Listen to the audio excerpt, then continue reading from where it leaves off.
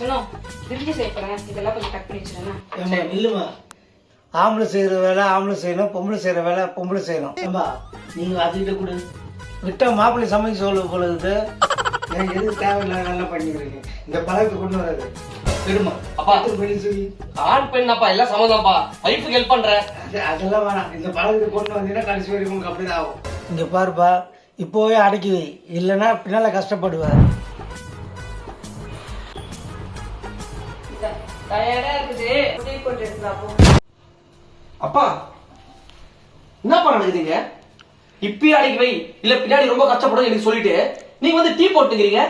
இப்போ அதான் சொல்கிறேன், நீ இப்போ அடக்கல, பின்னால் ரொம்ப கஷ்டப்படுவ. புரியலையாப்பா?